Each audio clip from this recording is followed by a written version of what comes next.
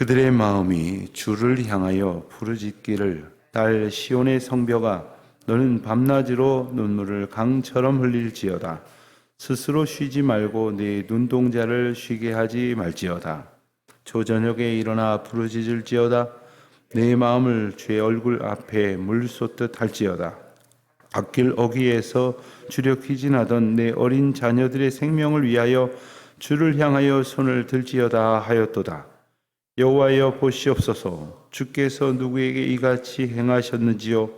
여인들이 어찌 자기 열매 곧 그들이 낳은 아이들을 먹어오며 제사장들과 선지자들이 어찌 주의 성소에서 죽임을 당하오리이까. 늙은이와 젊은이가 다 길바닥에 엎드려져 싸우며 내 처녀들과 내 청년들이 칼에 쓰러졌나이다. 주께서 주의 진노의 날에 죽이시되 긍휼히 여기지 아니하시고 도륙하셨나이다. 주께서 내 두려운 일들을 사방에서 부르시기를 절기 때 무리를 부름같이 하셨나이다. 여호와께서 진노하시는 날에는 피하거나 남은 자가 없나이다. 내가 낳아 기르는 아이들을 내 원수가 다 멸하였나이다. 아멘.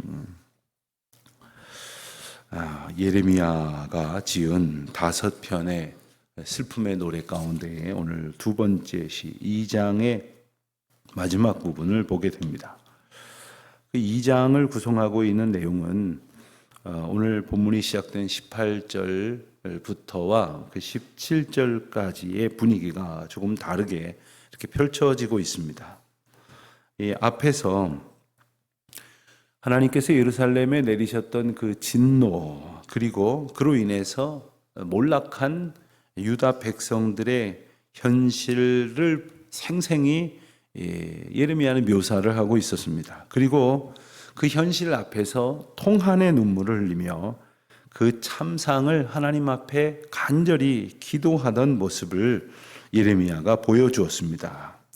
그 예레미야가 18절 이하의 말씀에서는 하나님 앞에 간절한 마음으로 부르짖는 탄원의 내용으로 그 기도를 이어가고 있고, 그 노래가 이제 2장의 마지막 부분을 구성하고 있습니다. 주님 앞에 우리가 나아가고 또 주님 앞에 우리의 마음을 내려놓습니다. 그리고 그 기도의 시간을 갖습니다. 그런데 주님 앞에 간절한 마음으로 부르짖으며 기도하는 것은 하나님 앞에만 답이 있다고 하는 절박한 고백을 의미합니다. 그리고 모든 주권이 하나님께 있고 이 모든 일을 하나님만이 섭리하시고 또 하나님께서만이 응답이 되어 주신다고 하는 그 확신을 가지고 있는 성도들이 취할 이 마땅한 태도입니다. 만약에 우리가 하나님께 답이 없다고 생각하면 기대하다가 말 것입니다. 한두 번 구하다가 되돌아서고 말 것입니다. 그러나 부르짖을 때에 이르도록 정말 쉽게 우리가 기도하는 것을 응답으로 얻지 못하여도 바로 여기에만 하나님께서 주실 답이 있다고, 바로 이렇게 기도할 때에만 하나님께서 내게 응답하신다고 하는 그 간절하면서도 확실한 믿음이 있을 때에만 우리가 이렇게 기도하고 간구할 수 있게 될 것입니다. 때로는 비참한 현실 중에 있지만, 그리고 극심한 고통 중에 있습니다마는 그럴 때에도 주님께 부르짖고 그리고 주님 앞에 온전한 도움을 구할 때에 하나님께서는 마땅히 우리에게 응답을 하시고 우리가 온전히 회복될 수 있는 기회를 주님의 은총으로 베풀어 주십니다. 오늘 말씀 18절로 19절 말씀을 보면 예레미야로 하여금 하나님께서 이스라엘 백성들에게 듣게 하시는 메시지는 다른 누구도 아닌 여호와 하나님께 부르짖으라, 이렇게 권면을 하고 있습니다. 여러 번 말씀을 드렸습니다만 하나님을 일컫는 여러 호칭 중에 여호와라는 말은 약속의 하나님을 의미합니다. 이게 여호와 하나님께 부르짖으라라는 그러한 말씀에는 하나님의 약속을 깊이 의지하고 그리고 그 약속을 신뢰하는 가운데에 주님께 구하라 하는 말씀이 담겨져 있습니다. 그 여호와 하나님께만 부르짖을 때에 밤낮으로 눈물을 강처럼 흘릴지어다 했습니다. 이 강과 물의 이미지를 빌려와서 눈물을 흘리되 아주 강처럼 눈물이 흐를 정도로 하나님 앞에 애통해하며 주님 앞에 마음을 쏟아내며 탄원할 것을 요청합니다. 하나님께서 우리에게 이 눈물을 요구하시는 것은 이 일이 얼마나 애통할 일인지를 직시하라는 말씀이기도 합니다. 물론 하나님께서는 눈물이 변하여 기쁨이 되게 하시고 그 눈의 눈물을 닦아주시는 긍휼의 하나님이십니다마는 우리가 눈물을 흘린다고 하는 것은 그것이 얼마나 애통하고 슬픈 일인지를 깨닫고 고백하는 것인데 그 과정까지 이르도록 이끄시는 것은 그 참상을 제대로 보게 하시려는 주님의 뜻일 뿐 아니라 그 가운데에서 우리가 씻어내고 해결해야 될 문제, 즉 죄의 문제가 있다는 것을 깨닫기를 원하시는 것입니다. 11절 말씀, 우리가 어제 본 말씀을 보면 자신도 그와 같은 모습으로 간절히 기도했기 때문에 백성들도 하나님 앞에 그렇게 기도할 것을 강력하게 요청하고 있는 것입니다. 우리가 하나님 앞에 기도할 때에 때로는 우리가 가지고 있는 이게 답답한 마음이 있습니다. 그리고 억울한 심정이 우리의 마음에 가득할 때가 있습니다. 그럴 때에도 하나님 앞에 쏟아놓고 토로하는 것이 마땅한 믿음의 고백이라고 하는 것을 일러주는 것이죠. 시편 62편 8절 말씀을 보면 이렇게 우리에게 일러주십니다. 백성들아 시시로, 항상이라는 말씀이죠. 시시로 그를 의지하고 그의 앞에 마음을 토하라. 하나님은 우리의 피난처시로다.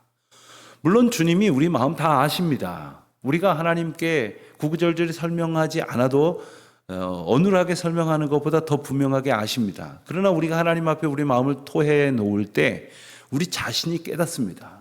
우리가 하나님 앞에 드리는 말씀 속에서 우리가 새로운 소망을 품게 하시는 것입니다. 그러니까 주님 앞에 이 모든 사정을 내려놓으라는 거죠. 우리가 때로는 답답한 마음에 다른 사람들에게 자기 사정을 이렇게 토로할 때가 있지 않습니까? 사실 그러고 나서 대부분 후회합니다. 내 속은 좀 시원해졌을지 몰라도 괜히 말했다. 내게 뾰족하게 답을 줄 수도 없는데 오히려 그에게 마음에 부담을 준 것은 아닐까. 혹 내 마음의 아픔을 누구라도 알기를 원하지 않았었는데 괜히 그냥 들키고 말았다. 이러한 후회에 이르기까지 여러 가지 생각이 듭니다. 그런 생각에 이르게 되는 것은 우리 쏟아놓았지만 거기서 답을 얻을 수 없기 때문입니다. 세상은 이렇게 우리 마음을 쏟아놓는다고 해도 후회하게 마련입니다. 때로는 우리가 믿음의 그 공동체 안에서도 우리 마음을 이렇게 좀 내보일 때가 필요합니다만은 감당할 수 없을 만큼 쏟아놓는 것도 좀 생각해 볼 일입니다. 내 치부, 가령 내 아픔을 이야기한다고 하면서 자기 가정의 일이나 그런 혹 형편의 일이나 부모의 일이나 이런 것들을 그저 사람 앞에 쏟아놓는다는 생각으로 꺼내놓았다가 나중에 후회하는 경우도 얼마나 많은지 모릅니다. 그렇다고 오해는 하지 마십시오. 곁에 있는 성도들에게 아무런 마음도 내놓지 말고 그냥 꽁꽁 닫아두라는 말씀은 아닙니다. 그러나 우리가 하나님 앞에 마음을 쏟아놔야지 다른 데 쏟아놓는 것이 대답이 아니라고 하는 것은 우리가 늘 기억해야 할 문제입니다. 다른 능력이 아니라 주님의 얼굴 앞에서 주님의 일하심을 믿고 구하라고 하셨기 때문에 하나님 얼굴 앞에서 하나님만 의지하고 나의 간구를 쏟아놓았을 때 마치 약복강 나루터에서 하나님의 천사와 씨름하면서 주의 얼굴 앞에서 답을 얻고자 그 간절히 부르짖었던 야곱에게 새로운 이름과 새로운 약속을 주셨던 것처럼 우리가 때때로 비참한 현실 가운데에 놓이게 될 것이겠습니다마는 그때에 하나님께서는 우리로 하여금 주님의 말씀을 더 강하게 붙들고 그리고 주님 앞에 더 간절한 마음으로 부르짖는 그러한 믿음의 태도를 가지도록 요구하십니다. 여러분, 이것은 성격적인 문제와 관련이 있는 것은 아닙니다. 어떤 분들은 전 그런 성격이 아니어서 그렇게 기도하지 않습니다. 저는 그렇게 기도하는 게 제 스타일이 아닙니다. 뭐 이런 말씀하시는 분이 있는데 죄송한 말씀이지만 죽을 지경이 돼도 그런 말이 나오는지 한번 보십시오. 하나님 앞에 간절히 부르짖으라는 얘기는 그저 마음이 없는데 막 울부짖는 마치 그 연기를 하라는 것이 아닙니다. 내 마음이 극심한 슬픔에 다다른 것과 같은 그 고백을 하나님 앞에 토로하는 것을 주저하지 말라는 거예요. 그 어떤 것으로도 답이 될 수 없는 이 황망한 세상사에서 우리는 주님이 오직 우리에게 답이 되어주신 것을 깨닫고 그 응답을 이제 우리가 소망하면서 얻기 위해서라면 내 마음에 모든 것을 쏟아놓으면서 죽어가는 자녀들을 놓고 애통해하는 그러한 부모의 심정으로 또한 멸망하는 이스라엘을 놓고 정말 가슴을 찢고 내 창자가 끊어지는 아픔을 토로하는 예레미야처럼 하나님 앞에 기도해야 할 일이고 때라는 사실을 이 말씀을 통해서 우리에게 일러주시는 겁니다. 예레미야는 자기 자신을 위해서 그렇게 기도하는 것이 아니었습니다. 우리는 우리 자신을 두고도 그렇게 기도하지 않으니 누구를 두고 그렇게 애통한 마음으로 기도를 하겠습니까? 그러나 하나님께서는 그와 같은 아픈 마음을 깨닫게 하시는 중에 그것을 슬퍼하라고 깨닫게 하시는 것이 아니라 하나님 앞에 기도하라고 깨닫게 하시는 거예요. 때때로 우리가 참 그 슬픈 연민의 마음을 가지는 그러한 대상들을 보게 될 때가 있습니다. 텔레비전에 나오는 어떤 이야기 혹은 뉴스나 방송을 통해서 보도를 통해서 우리가 듣게 되어지는 어떤 이들의 그 극심한 불행과 아픔, 그게 불쌍해서 눈물은 흘릴지 모르지만 하나님 저 영혼을 정말 불쌍히 여겨 주시옵시고 누구보다도 그 고통하는 가운데 있지만 저들이 하나님 앞에 소망을 두기를 기도하는 우리 모두가 되어야 할 것이겠습니다. 20절로 마지막 절까지의 말씀을 보면 주님께 이 끔찍한 현장을 보아주십시오라는 그러한 기도를 드리면서 마무리가 됩니다. 이스라엘 백성의 형편은 어떻습니까? 바벨론의 군대가 예루살렘을 완전히 에워쌌습니다. 그래서 이스라엘이 언제 망해도 이상하지 않을 그런 형편이 되었습니다. 그러니까 예루살렘을 포위하고 수개월이 지났습니다. 그러니 다른 곳에서 음식을, 물을 가지고 들어올 수가 없기 때문에 성 안에 있는 백성들의 굶주림은 아주 크게 처하여 있게 되었기에 20절 말씀에서 표현을 하기를 심지어 자기 자식을 잡아먹는 그러한 비참한 지경에 이르렀다고 일러주고 있습니다. 뿐만 아니라 연약한 백성들, 어린 아이들이나 병중에 있는 그런 이들은 물론이거니와 가장 믿음직스럽게 그 자리를 지켜야 할 제사장들과 선지자들도 그 성소에서 죽임을 당하는 그러한 아픈 현실이 20절에 묘사가 되어져 있습니다.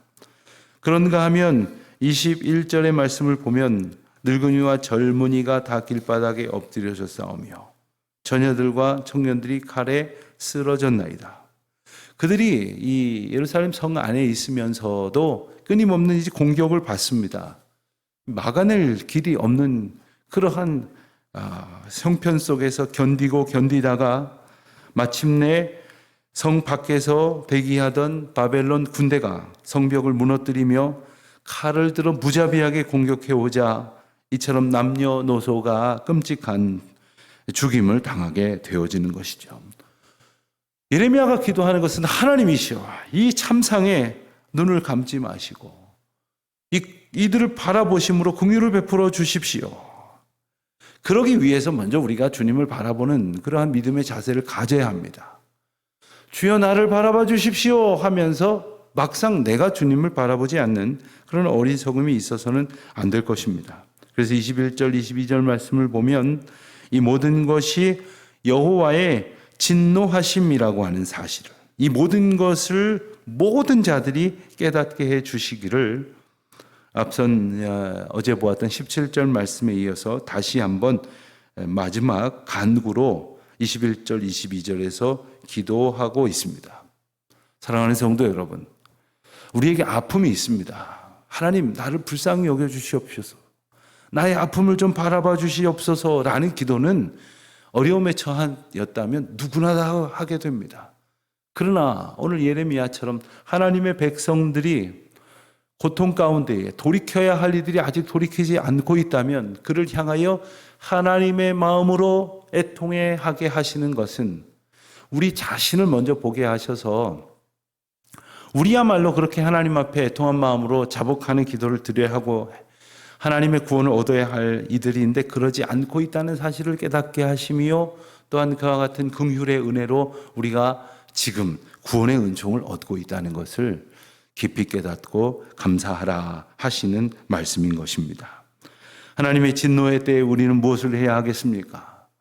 눈을 하나님께로 들고 우리 마음을 간절히 쏟아놓고 부르짖을 때에 기도하는 자에게만 오직 하나님의 약속과 소망이 유효하다는 사실을, 비록 지금 심판의 때에 처하여져 있으나 지금 완전한 절망 가운데에 박도하여 있지만 오직 이때에도 우리가 드려야 할 기도는 오직 주님이 인도하시는 은혜에 응답하는 것임을 깨닫는 저와 여러분이 되시기를 주님의 이름으로 축원합니다.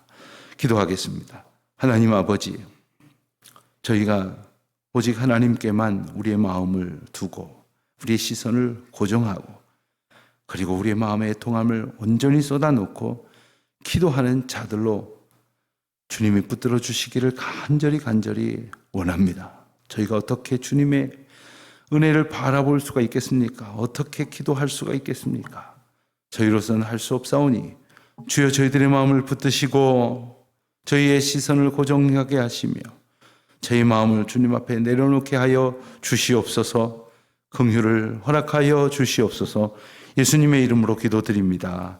아멘.